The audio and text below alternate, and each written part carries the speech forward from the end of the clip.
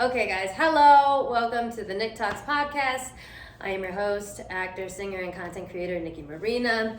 And this is my podcast where I talk about whatever the fuck I want, but it's usually nerd shit, mental health, and just random millennial stuff. Make sure you follow me on all my platforms, TikTok, YouTube, and Instagram, so that you get updates on when I'm taping this podcast, because I do it pretty much whenever I have time because my life is very, very crazy.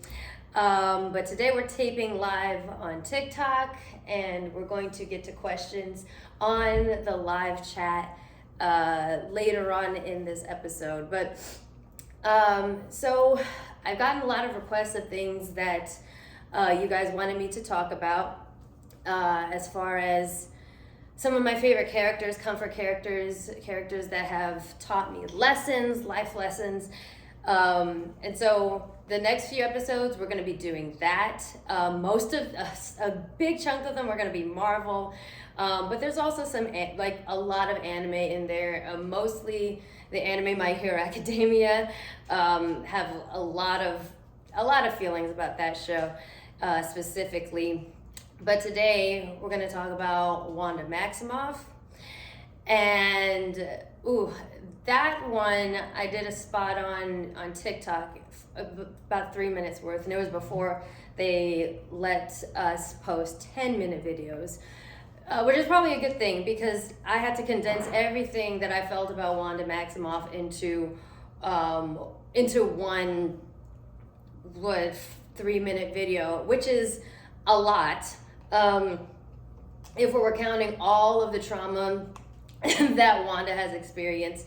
So I'm glad that I'm gonna get to delve into it a little more unscripted.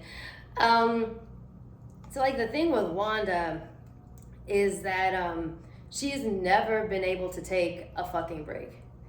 Girl has never gotten a break from trauma in her life. And I feel like having complex PTSD and in these episodes, I'm going to be talking mostly about, how I feel, how I relate, especially when it comes to my mental health.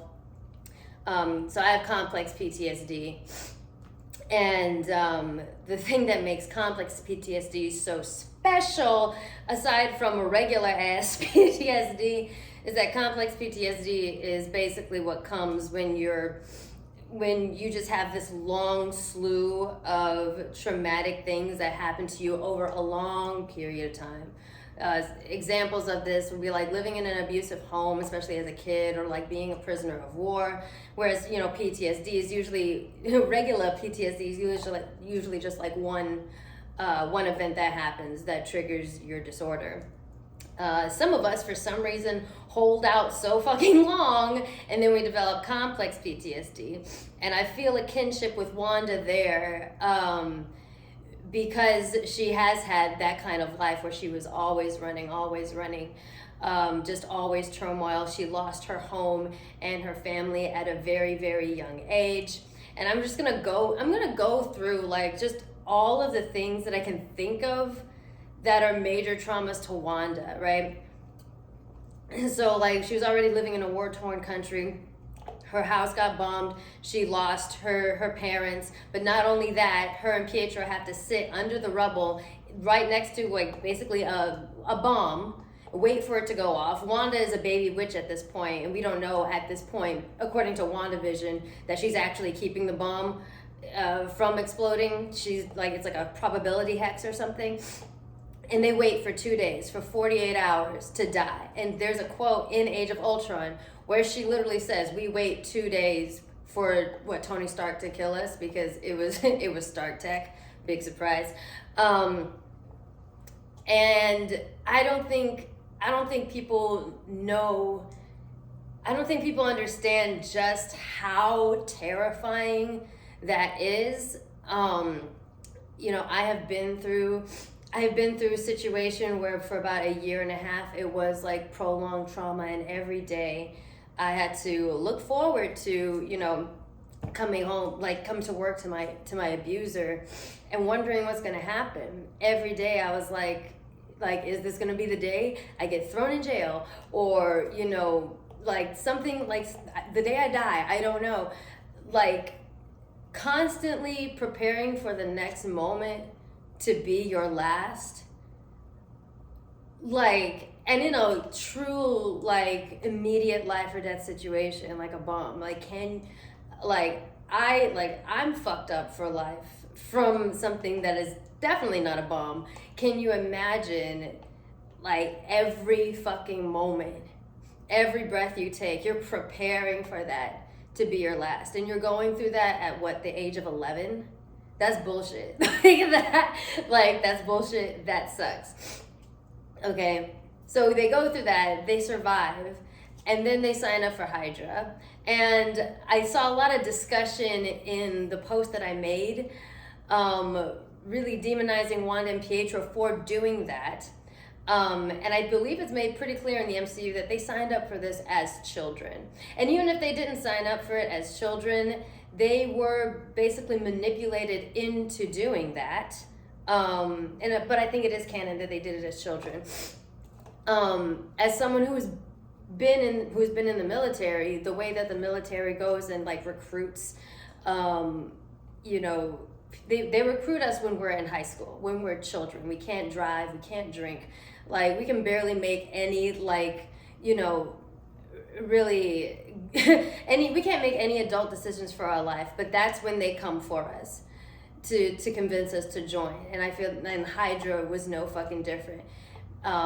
Targeting two children that are clearly vulnerable because of the life that they've had so far. Of course, at the base of it, everyone is responsible for their actions and their choices or whatever. But when you're a fucking child, like, that's foul. You know what I mean? So we got that, right? Then so that happens. They're manipulated by Ultron. So going from basically like one manipulative environment to the other, right? And Wanda realizes that Ultron is off his fucking rocker, and so they switch sides. And just that dichotomy switch, is traumatic. Like just switching sides is like, that's enough stress right there. And then they go into battle again. At which point, her home country, Sokovia, has been turned into a fucking meteor. So we've got that to contend with. In yet another life or death situation, Clint has that little talk with her, like, if you go outside, you're an Avenger. Like, she has to make this decision again to be way more grown than she is. Well, she's like in her 20s by now. But again, she has to make yet another life or death situation to stay alive. And then that very same day, Pietro dies. She fucking feels it. Because that's the nature of her powers. She literally feels Pietro die. So there's that. She joins the Avengers, tries to, move on from that, make a new life. And then in an instant where she's like literally genuinely trying to do her fucking job, she explodes a building and kills a whole bunch of people. And now she's like the most hated person on earth. So we've got that, right? And then we got Civil War, the entire plot of Civil War. Now she's got to go on the fucking run again, okay? And she has a romantic interest. She has a boyfriend. But do they get to date the way that normal people do? Do they get to have, fucking mediocre dates at Olive Garden like everybody else does? No, they gotta meet in secret. They've got to take Spirit Airlines or Frontier or whatever the fuck ghetto ass airlines they gotta take to meet up incognito at these fucking places, right? And then we have the entire plot of Infinity War, which, again, yet another life or death situation after 2 years of being on the run. This is all compounded trauma, by the way. All of this compound fucking trauma from which Wanda has literally never had a rest since she was 11 years old, and it's still going. She is a young adult. She's like in her, 20s, 30s by this point. She has not had a fucking break since she was 11 years old. She's going through this. And now she has to be the one to kill her boyfriend. And she has to spend the entire time of Infinity War basically building up to that. Because it can only be her, right? How fucking convenient. It can only be her. She kills him, watches him die, explodes him, by the way. Vision explodes, okay? And then, again, the infamous shit of Thanos rewinding the clock on Vision just to kill him and basically make that sacrifice worth nothing. She has to watch the love of her life die 3 times. Then she dies. But does she get any fucking peace in the afterlife? No. 5 years go by and she gets revived again. She gets revived. And does she have time to get therapy right after that? No. It's Doctor Strange being like, hey, bitch, we gotta go fight for the fate of the universe. Again, yet another life or death situation that she has to fucking fight. She has not had a break. Wanda has not had a break. And she is so pissed that she is literally almost the one that kills Thanos. And I almost wish it could, like, in another corner of the multiverse, I would have loved to see that. I do love how Thanos went out. Anyway, but so we've got that. And they win. They win the whole thing, but that comes with loss. They've lost Tony and they've lost Natasha. Natasha, who she's been on the run with for 2 years, we can only assume that may have been a big mentor to her, as her being the only female Avenger, period, right? Yeah, only female Avenger at that time, period. And the only female on Team Steve on the run for 2 years. So we can definitely assume that they were close. And so that's 2 loved ones lost, 3 counting Vision. Does she get to bury her husband? Does she get to bury her boyfriend? Does she get to grieve like a normal person? No, she's got to go to fucking Sword and she's got to see her husband basically torn apart in pieces. And I don't care if Vision is an android. People love to make fun of that. They love to make fun of that fact that, you know, Vision's an android, and I'm like, oh, she had hurt feelings over her little robot boyfriend. It doesn't matter. She formed a romantic connection, attachment with someone. Like, in psychological terms, an attachment, that shit is so fucking serious. That was the love of her fucking life, regardless if he was an android or not. Imagine having to see that person, your loved one, in pieces. Don't care if he's an android or not. Don't care. In fucking pieces. And then she has that infamous breakdown in the middle of Westview on the plot of land that was going to have the home that they were going to build, and opens up the floor plan and there's the heart and everything, and she just lets out this guttural cry, this like guttural fucking scream of just goddamn pain. And this is where I get frustrated. I think a lot of people get frustrated. I get frustrated with the fanboys that clearly, I feel, did not understand WandaVision. Because I remember the promos going for this show, and they were showing, you know, the 1960s Wanda, the 70s, all these, you know, in the black and white, and people were so confused. They were like, what is going on? WandaVision, what is this? What is going on? And now me, having complex PTSD, having suffered from a lot of dissociative episodes, maladaptive daydreaming, I knew exactly what was happening. I'm like, I could tell you right fucking now, before the show even airs, what happened. This bitch had a meltdown and she's having a dissociative episode. That's exactly what and was I right? I was fucking right. And that's the thing, like, anyone who's gone through what Wanda has gone through is gonna have, like, it, of course, and it's such an extreme amount of pain and just like stress built up, especially not being able to process or grieve any of these things properly, because there has not been time allotted for her to do that. And like, lots of people fall into like dissociations and stuff like that. A lot of people develop disorders like, you know, complex PTSD, borderline, bipolar. A lot of people develop that. But here's the thing, in this world, Wanda's a witch, a bona fide witch with powers amplified by the fucking Mind Stone. Of course, a dissociative episode, a depressive episode is going to look different for someone like Wanda. And, you know, I remember a lot of times as a as a kid, like creating different worlds. A lot of people do this, maladaptive daydreaming. Creating different realities, different worlds that I imagined that I was living. A lot of that I did in order to just to go to sleep, literally as a child. And so when you have powers that can bend reality, like, yeah, you're going to, it might be reasonable to think that maybe your maladaptive daydreaming or your coping mechanism might just materialize. It also hits me, that she found such refuge in TV and films, and which, I think hits home for a lot of us watching some of these, because we find a lot of comfort in TVs and films and shows. A lot of people that have gone through childhood trauma found a lot of solace in media, which is kind of a lot of what I talk about, period, which I think is such a beautiful thing, that Wanda found such comfort in media. One of them is my favorite show, Malcolm in the Middle. So that rang way too true for me, watching the series, and I was sobbing.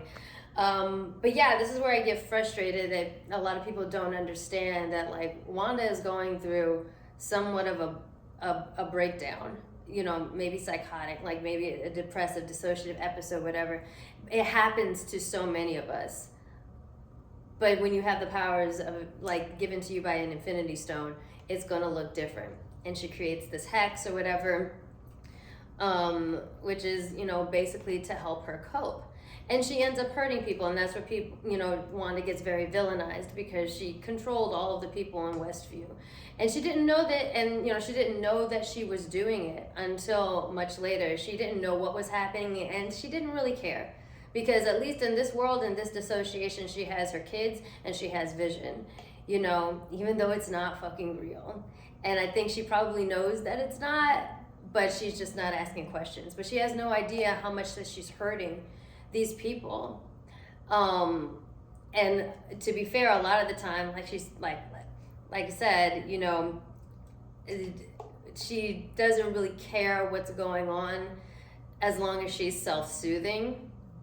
And then once she realizes, once Agatha tells her, like, you're fucking hurting these people, she does make the decision to do the right thing, to loosen her grip on them. And then she has to, make this decision to, tear down the hex and basically face reality. The fact that she doesn't really have kids, and Vision was, the vision that she created in the hex was never real. This bitch never gets a break. She never, ever gets a break until the end of WandaVision, where she finally takes down the hex, and she goes and she lives by herself in the mountains somewhere, probably Sokovia or whatever. And we finally see Wanda chilling out for the first fucking time ever. And she's an adult. And I think what Wanda teaches me, especially in WandaVision, is that, when you're grieving, you'll do some pretty crazy things to cope, and that's completely natural, and that's completely fine. But, the point is, no, Wanda did hurt people, and the thing is, the people that she hurt are very valid in how they feel about being hurt. That impacted their lives very, very much. So even though Wanda didn't mean it, like, it was very valid of them to feel the way they feel, even to fucking hate her. And so I think the lesson I take from Wanda is that, like, when we're grieving and when we're hurting, hurt people. And that can be, and it can be really, really major for those of us with complex trauma that haven't had a chance to just sit down and process and grieve, because we just have so much built up. And in grief period, I guarantee, like, all of us will have a moment or have a period where we're probably not the most fun to be around. We might even hurt people accidentally. I think that people that, in my experience, I think people that haven't faced their trauma or haven't gotten a chance to face their trauma, they do end up hurting people. Wanda was never given that chance. But I think the lesson for us is that if we have that chance, we have to take it. We have to heal, because the things that impacted us can also impact the people around us. Sometimes the ones that we're trying to form, good attachments and good relationships with. And it can be that can be really hard. It can be really hard to face, I think, the fact that at some point in our lives, all of us will accidentally create our own hex. It won't be as major as Wanda's, but Wanda, even just having powers, she's still just going through even though these are superhero problems, she's going through some human, some human grief that a lot of people go through. Losing a spouse, losing everything. And so if we have the chance, if we have the space, we have to address our trauma. We have to heal. We have to find the time. We have to make the time. If we are given the opportunity. A lot of people don't, and a lot of people are still stuck in fight or flight types of lives. And I remember that. I remember being stuck in that kind of life where I didn't have any time to heal. And so I feel like I turned to things and behaviors that were not very healthy, and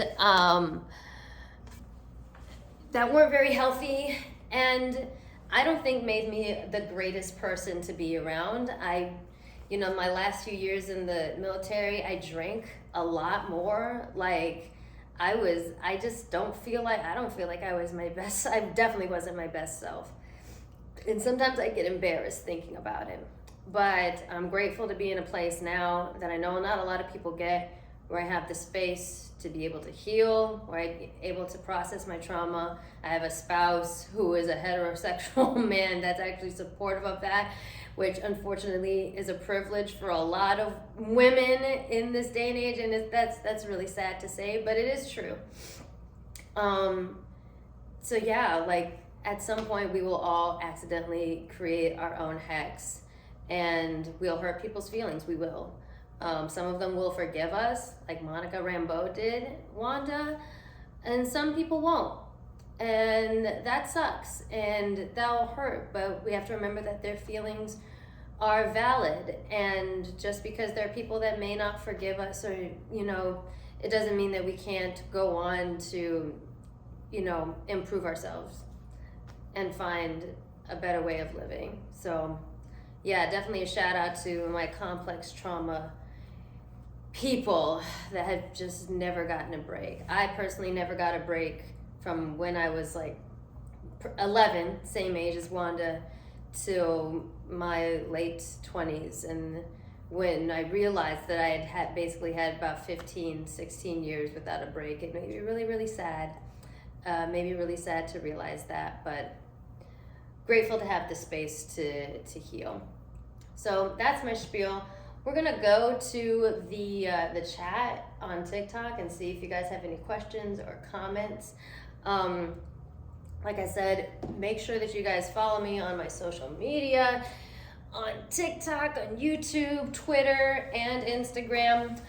And that's because that's where I'm gonna make any announcements that I'm going to when I'm going to be taping, because like I said, life is crazy, and I'm always flying between New York and LA.